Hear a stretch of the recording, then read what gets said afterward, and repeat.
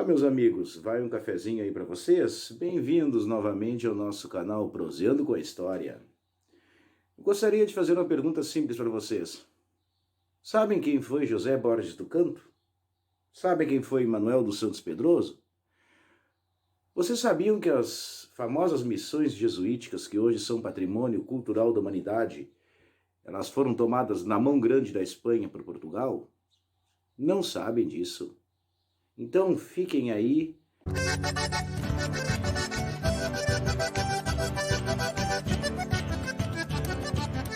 Episódio bastante desconhecido da história do Rio Grande do Sul e também interessante. Até mesmo porque ele está envolto numa nebulosa falta de interpretação. Da época, é claro. Juntamente com nossos episódios de Guerras de Fronteira, que já tivemos 3, que foi Rafael Pinto Bandeira, juntamente com as guerras de 1760 até 1780. Estou encerrando aqui em 1801, que nós estamos no ano de 1801, que ocorreu isso, as guerras de fronteira e a anexação das missões pelo poder português, que posteriormente viria a ser brasileiro. Tudo começa da seguinte forma: estoura uma guerra lá na Europa, a famosa Guerra das Laranjas. Vocês sabem por que esse nome, Guerra das Laranjas? Vou contar para vocês. Nós tínhamos uma rainha. O nome da rainha era Maria Luísa, ela era rainha espanhola. E tínhamos um cara, Manuel Godoy, espanhol de mãe portuguesa. Dizem as más línguas que eles tinham um caso. E quando Manuel Godoy invadiu o território português de Valença, ele mandou um raminho de flores de laranjeira para a rainha, com aquele intuito de que tinha comprovado simbolicamente que já estava invadindo o país vizinho. Foi uma guerra relâmpago, meus amigos. Foi 2 meses de guerra, aproximadamente. Começou a guerra em fins de abril e fins de junho ela acabou. Mas como aqui no extremo sul da colônia, um momentinho só. Quer um cafezinho, Foca? Não, não quer. Tá muito quieta a minha assistente de palco. As coisas chegavam muito atrasadas, as notícias da metrópole chegavam atrasadas. O pessoal aqui foi saber dessa guerra quando já tinha terminado lá na Europa, mas eles aqui pegaram em armas e partiram para a ignorância. Claro, era motivo de tu partir para a ignorância, porque nós temos em 1801 aproximadamente. 1778, uns 20 anos antes, 15 anos aproximadamente, sou meio mal em matemática, eles tinham assinado o último tratado de fronteira, até aquele momento, que era o Tratado de Badajoz, ou desculpem, o Tratado de El Pardo II, que foi 1 ano depois do Tratado de Santo Ildefonso. Nesse Tratado de El Pardo II, eles ratificavam o Tratado de Santo Ildefonso, ou seja, as missões voltavam para a Espanha, com administração laica, não administração religiosa. A administração laica é quando as pessoas não têm uma religião em si para administrar um local, bem diferente do que hoje está acontecendo no Brasil, mas notícias à parte, vamos ao que interessa. Essa administração laica iria manter o Rio Grande do Sul, digamos, com 1/3 a menos de território que ele tinha hoje, que ele tem hoje, esse território rio-grandense. Daí o que aconteceu? O governador da capitania de São Pedro do Rio Grande do Sul, na época, ele fez o seguinte apelo às forças estraçalhadas do nosso exército que tínhamos aqui. Ele apelou para aqueles gaúchos, aqueles que viviam de um lado para outro, eram os relegados à sorte, digamos assim, trabalhavam de forma sazonal, por temporada, eles tendo uma carne gorda, uma canha e um chimarrão para viverem, eles não precisavam de muito mais, e eram excelentes soldados e a sua bravura gigantesca. Isso não se pode tirar assim o mérito, até mesmo porque a formação del gaúcho é uma formação inventada, mas o mérito como sendo um excelente soldado e um excelente oficial nas guerras de cavalaria, não perde em nada para os cavaleiros os suevos, não perde em nada para os cavaleiros mongóis, não perde em nada para os cossacos e todos os outros que nós temos assim como sendo um exemplo de grande... Basicamente, o vice-governador da capitania apelou para esses camaradas para partirem para a guerra. E eles partiram para a guerra porque não tinham nada a perder. Chamou um deles, que era José Borges do Canto. Ele tinha sido um dragão do Império Português, mas só que ele não gostava muito daquela vida muito regrada e se escondeu e acabou sendo traficante de gado, ou melhor, contrabandista de gado. E chamou também outro camarada, Manuel dos Santos Pedroso, que era contrabandista de mulas para Sorocaba, São Paulo. E essas mulas de Sorocaba, elas iam para as minas de ouro de Minas Gerais, que foi um apogeu até o final de 1790, 1800. Foi quando os portugueses mais extraíram ouro das Minas Gerais e que esse ouro era carregado por mulas provenientes aqui do Rio Grande do Sul. Então os caras roubavam as mulas e faziam arreadas, que são as tropeadas gigantescas de mulas, para Sorocaba, São Paulo. E lá eles vendiam e ganhavam uma boa grana. Chamou esses dois camaradas e fez uma proposta para eles. Olha, vocês tentem dominar as missões para nós, tentem dominar as missões, que vocês vão ganhar bastante grana, retribuição em terras e prestígio, e talvez nós até perdoamos todos aqueles crimes que vocês estão envolvidos.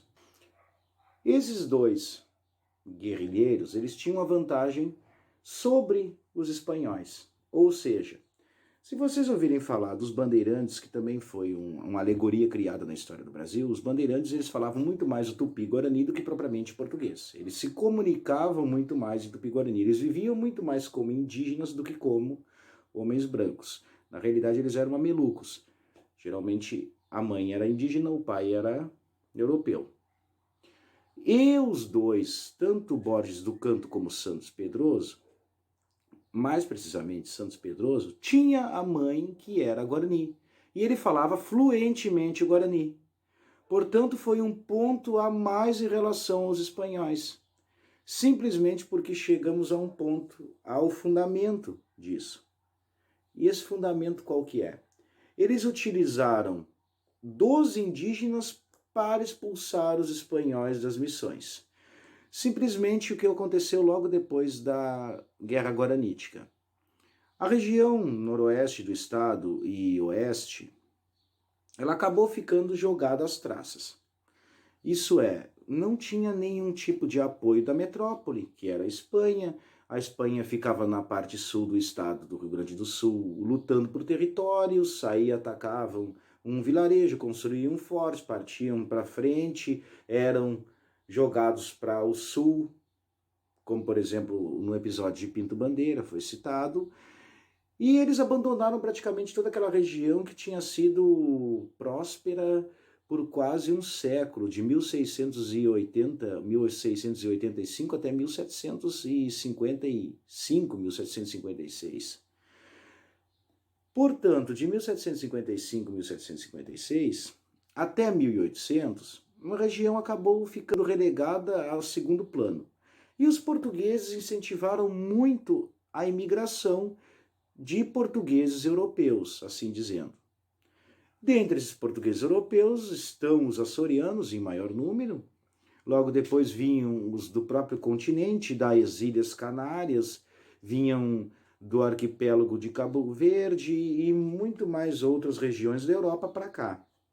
Com isso, uma das ideias portuguesas era colocar quanto mais colonos nas regiões que não se sabia onde é que era a fronteira em si, demarcada, para eles possuírem aquela terra. Eles construíram estâncias, as estâncias davam um apoio logístico às tropas portuguesas e também serviam como defesa. E cada vez mais eles estavam se aproximando do território que na prática era espanhol, ou na teoria. E os indígenas foram os principais atores desse palco de guerras e de anexação, digamos, das missões? Porque eles apoiaram os dois caras que entraram para a história, tanto Borges do Campo quanto Santos Pedroso, e não tiveram seu papel na história como personagens fundamentais. Isso que eu quero dizer, porque simplesmente Santos Pedroso, ele partiu até o Forte de São Martinho, que hoje tem a cidade de São Martinho, que fica perto de Santa Maria. Era um forte espanhol. Isso em 1801, já no século XIX, meus amigos. Lembre-se bem, nós estamos começando guerras de fronteira lá no ano de 1750. E se tu retornar mais um pouco para 1494, e nós já estamos em 1801, tá ligado, Foca? O que acontece? Eles começaram a utilizar dos indígenas e oferecer vantagens a esses indígenas para que lutassem para eles.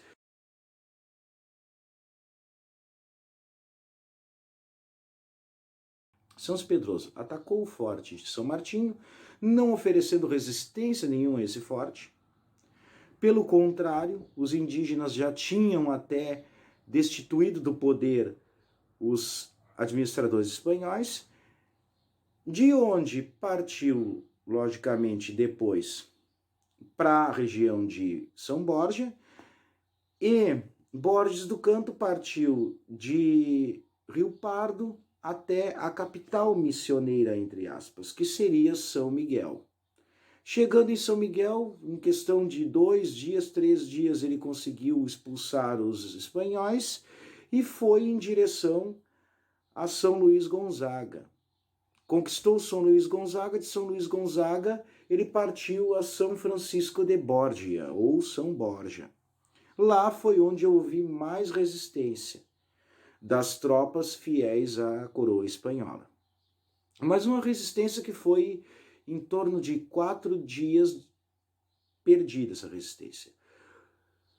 Ao final da Guerra das Laranjas, lá, que começou a Reconquista Espanhola aqui, o que eles fizeram? Eles assinaram um tratado, como eu citei no início, o Tratado de Badajoz, em 1801. Portugal perdeu a Guerra das Laranjas, mas em contraposição conseguiu expandir em 1/3 o território do que hoje é o Rio Grande do Sul, hoje onde é o atual estado do Rio Grande do Sul, e isso se tornou um dos pontos mais estranhos da nossa história, porque simplesmente foi uma guerra que acabou na Europa.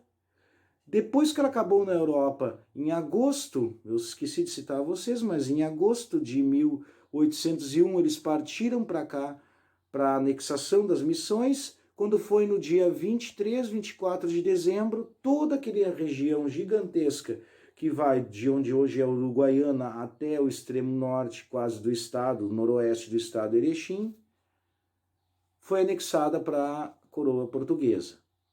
E assim, meus amigos, nós terminamos o nosso canal. Antes de terminarmos o canal, eu quero deixar para vocês aqui uma dica de leitura.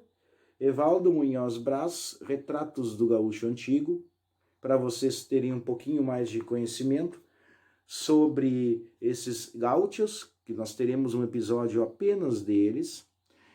E pedir para vocês um like, pedir para que assistam os vídeos e se inscrevam no nosso canal, porque teremos mais histórias que não é contado na escola e só por aqui que vocês vão conhecer um pouco melhor. Obrigado.